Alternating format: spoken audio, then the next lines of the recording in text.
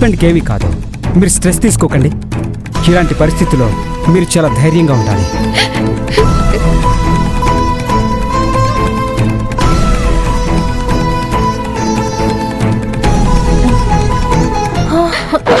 అమ్మా లక్ష్మి, లక్ష్మి, లక్ష్మి, లక్ష్మి, లక్ష్మి, ఏమైందమ్మా? లక్ష్మి, అమ్మా లక్ష్మి, లక్ష్మి, లక్ష్మి, ఏమైందమ్మా లక్ష్మి? అభి బాధపడుతుంటే నాకు కావ్యనే గుర్తొచ్చిందన్నయ్య. తను చనిపోయినప్పుడు మనం ఏం చేయలేక ఎంత బాధపడ్డామో గుర్తొచ్చి ఇలా కళ్ళు తిరిగి పడిపోయాను. సారీ లక్ష్మి. ఇప్పుడు మీరు ఇక్కడికి రావడం వల్ల మీకు గతం గుర్తొస్తుంది. అంతా నా వల్లే. మీరు అలా మాట్లాడకండి అభి గారు. ఎవరు ఏమీ కావాలని చేయరు. పరిస్థితులు ఎప్పుడు ఎలా మారుతాయో ఎవరు మాత్రం ఎలా ఊహించగలరు చెప్పండి.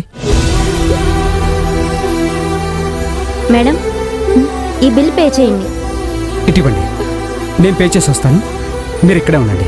అయ్యో, మీకెందుకండి శ్రమ? శ్రమ ఏమీ లేదు, కానీ బిల్ సంగతి నేను చూసుకుంటాను. మీరు నిశ్చింతగా ఉండండి చాలు.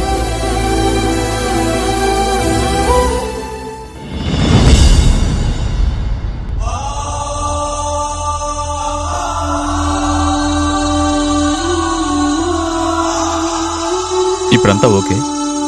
మీ వాళ్ళని పంపిస్తాను. డాక్టర్ గారు, మా ఆయనకి ఎలా ఉంది? ట్రీట్మెంట్ అయిపోయిందండి. కాకపోతే ఆయనకి చాలా బలమైన దెబ్బ తగిలింది.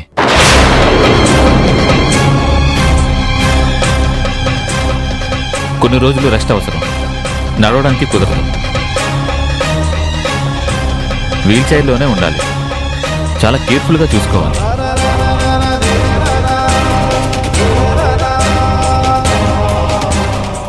లేదంటే జీవితాంతం నడవలేకపోవచ్చు.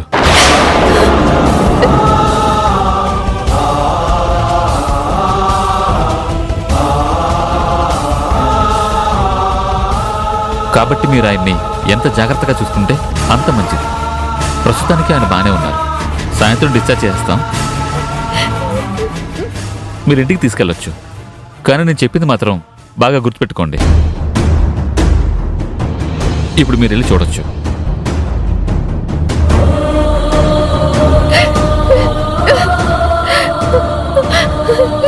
బాబు,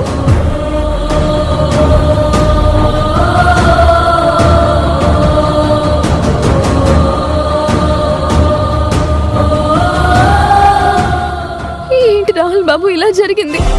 మీరు ఇలా ఉంటే నేను తట్టుకోలేకపోతున్నాను. ఇదంతా